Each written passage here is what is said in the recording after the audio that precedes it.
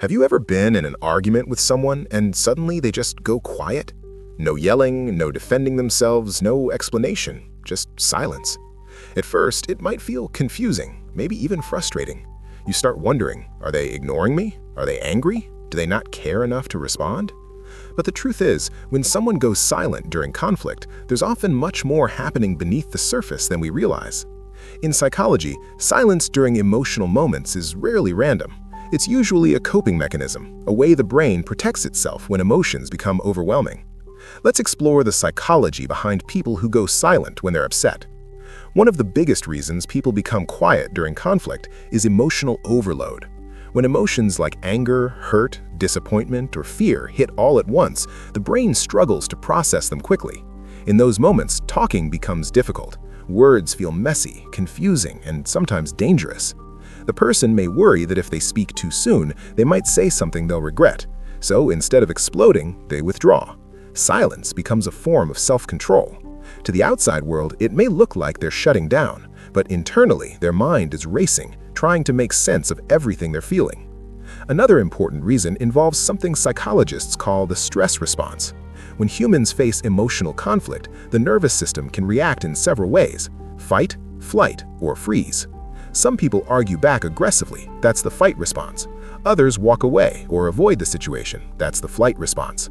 But many people experience the freeze response. This is when the brain feels overwhelmed and temporarily shuts down communication. The person becomes quiet, still, and withdrawn. It's not always a conscious decision. Their nervous system is simply trying to protect them from emotional overload. For some people, this reaction has deep roots in childhood experiences. If someone grew up in an environment where expressing emotions led to punishment, criticism, or rejection, they may have learned that staying quiet is safer.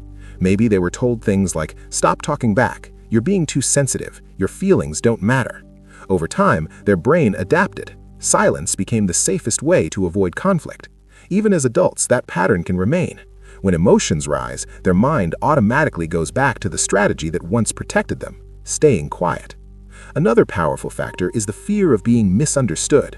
Some people are very aware of how easily words can be misinterpreted during emotional situations. When feelings are intense, communication becomes risky. One wrong sentence can escalate the argument. One poorly chosen word can cause more serious damage. So instead of speaking impulsively, they pause. They retreat into silence while they organize their thoughts. They're not avoiding the situation. They're trying to respond carefully rather than react emotionally. Interestingly, silence can also mean that someone is doing deep emotional processing.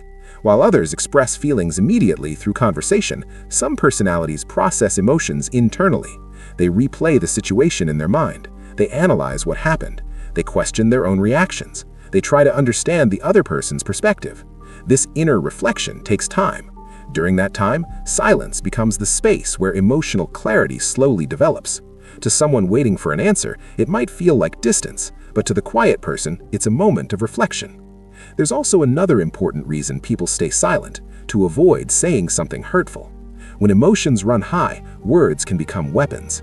Many people have experienced saying something in anger that they later regretted.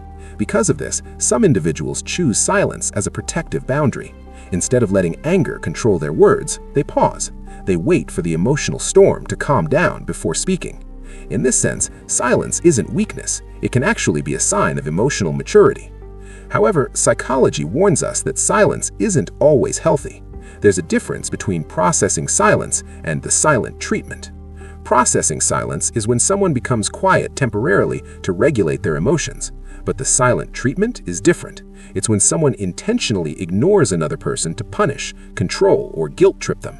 In relationships, the silent treatment can be emotionally damaging because humans are deeply wired for connection.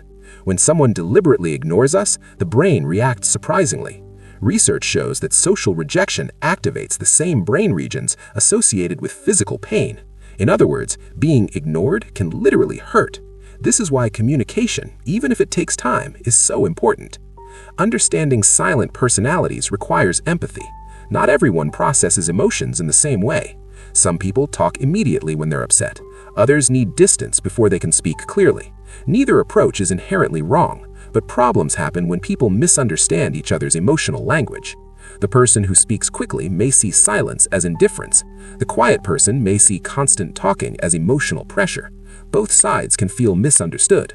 So what's the healthy solution? Psychologists suggest creating emotional safety in communication. If someone needs silence to process emotions, it helps to express that clearly. For example, "I'm upset right now, but I need some time to think about it before I talk about it."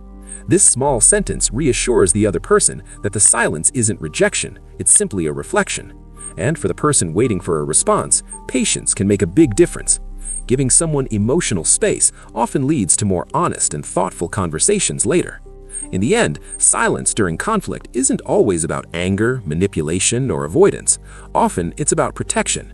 Protection from overwhelming emotions, protection from saying something damaging, protection from being misunderstood. Behind that silence, there's usually a mind trying to process feelings carefully. So the next time someone goes quiet when they're upset, instead of assuming the worst, try to see the deeper psychology behind it. Because sometimes silence isn't distance. Sometimes it's just the mind searching for the right words. If this video made you think about someone in your life, or maybe even about yourself, take a moment and reflect on it. Silence during emotional moments doesn't always mean someone doesn't care. Sometimes it simply means their mind is trying to process feelings, protect relationships, or avoid saying something they might regret later. Understanding this can change the way we see conflict and communication. If you found this video helpful, make sure to like it and subscribe to the channel for more psychology insights into human behavior, emotions, and relationships. And I'm curious about your experience. Do you become silent when you're upset, or do you prefer to talk things out immediately?